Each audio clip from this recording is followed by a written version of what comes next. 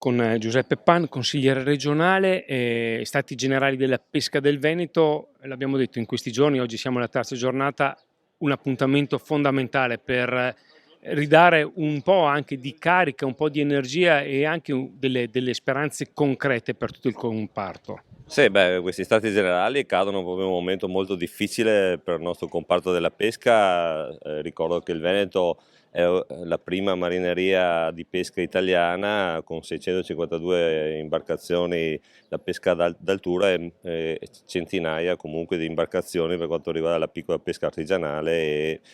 circa 3.500-4.000 addetti, quindi un comparto che porta quasi tra commercializzazione, pesca e trasformazione quasi 1 miliardo di prodotto lordo vendibile alla nostra regione, quindi un comparto strategico dal punto di vista economico che però va a soffrire in maniera importante soprattutto per il caro gasolio e per i tanti temi comunque legati agli investimenti e alla modernizzazione della flotte e naturalmente poi anche delle concorrenze sleali da parte anche degli stati vicini a noi,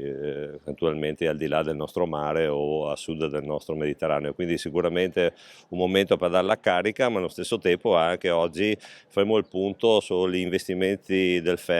FEAMPA, quindi anche con l'acquacultura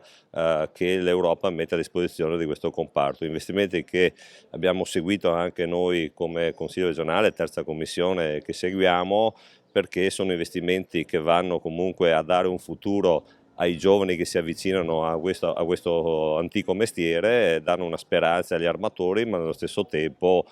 cerchiamo anche di sburocratizzare un po' questo sistema che purtroppo l'Europa e lo Stato a volte caricano e quindi si fa anche fatica naturalmente a far capire poi agli imprenditori che sono investimenti strategici quando si deve fare milioni di carte e magari si perde molto tempo. Quindi cerchiamo di che questi fondi siano utilizzati in maniera importante, ma allo stesso tempo che siano anche facilmente raggiungibili.